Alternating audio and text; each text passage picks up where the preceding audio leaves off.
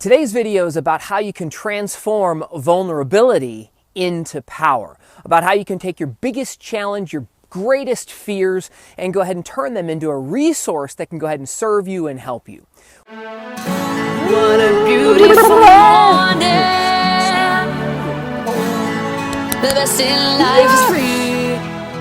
Welcome to another edition of Greatness Quest. I'm Trevor Crane, and I help people take their business and their lives to the next level.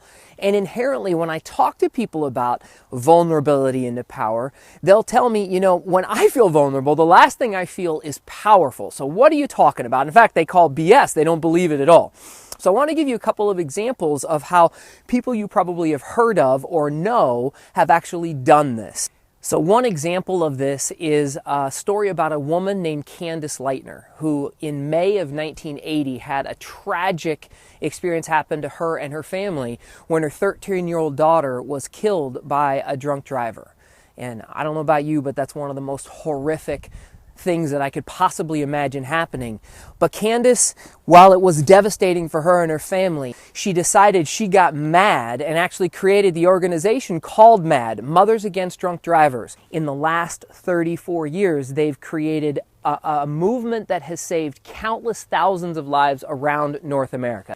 Another powerful example is one of Oprah Winfrey, who in just 2 years after beginning the Oprah Winfrey Show, announced on her stage in 1986 that she had been abused sexually when she was a girl.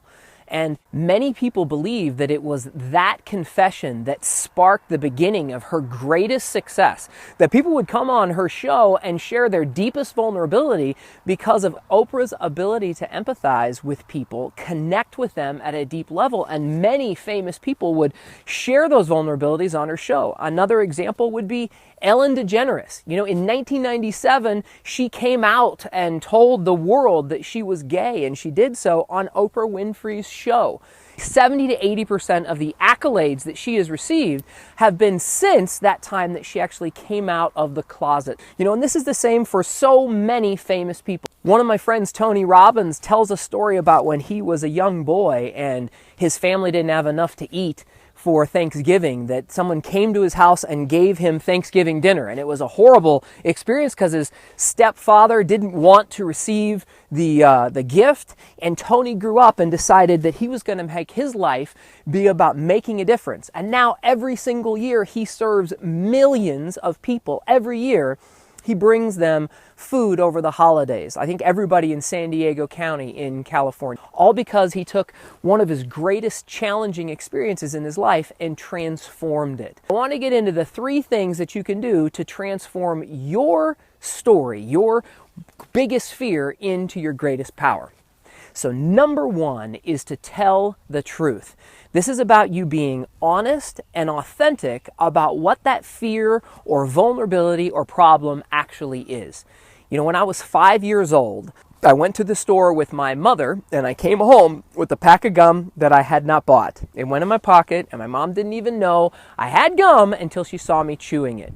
And she made me tell the truth. I still remember to this day the feeling, the anxiety, the terrifying, paralyzing fear of her making me go back and own up to that fact that I had stolen the gum.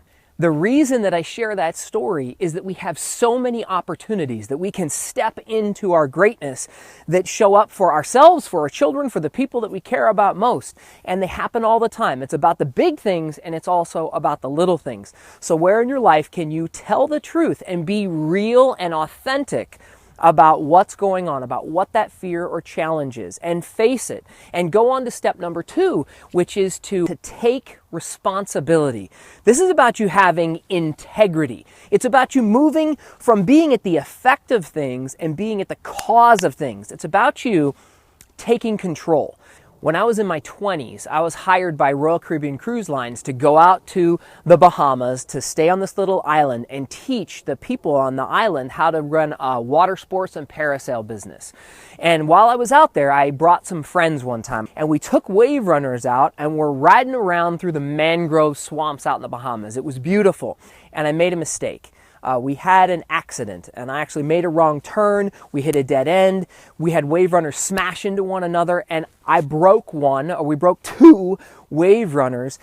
And my friends were going to help me. They were going to try to make up a story with me about how it wasn't my fault so that I wouldn't lose my contract. But by stepping up and taking responsibility for taking that step and telling the truth that I had actually done it and it was all my fault, like all my greatest fears went away. Like, first of all, it was a load off my shoulders compared to the anxiety that I was holding inside. This is about the little stuff that happens in our lives and also the big stuff, and about how you can face your fears and transform that vulnerability into a powerful resource rather than having it hold you down and bog you down. You know, the third part of this, and probably the most important, is that you've got to take action.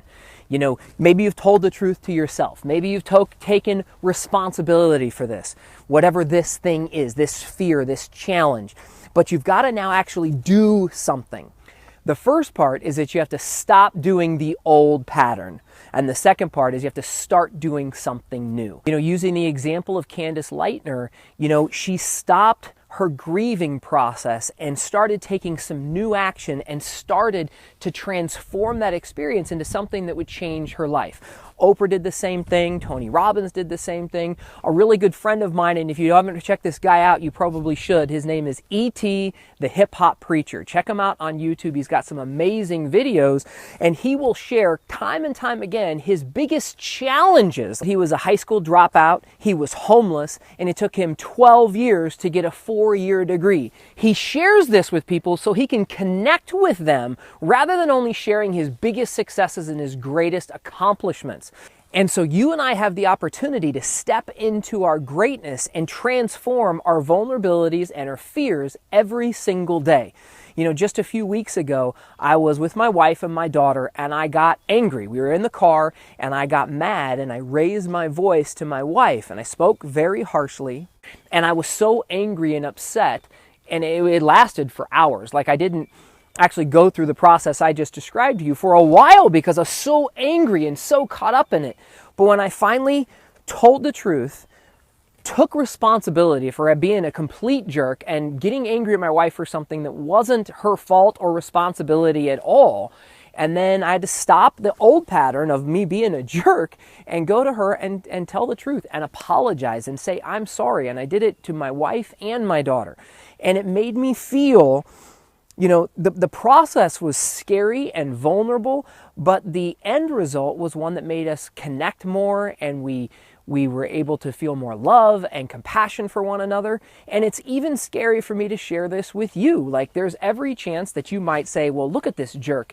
You know, I'm going to judge him. But instead of judging me, I trust and I hope that we're able to connect with each other and we build a deeper relationship of trust with one another. And you can use some of my stories and these examples to help you transform your fears into your greatest power and asset.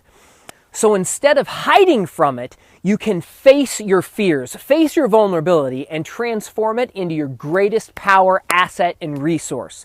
So I challenge you to go out on your own greatness quest to become your best. And remember, as long as you're alive, you have the power to rise. So if you can look up, you can get up. So eyes up, chest up, step up, go out and take your life to the next level. And I'll see you again next week. What a beautiful morning. The best in life is free. Oprah's ability to emphasize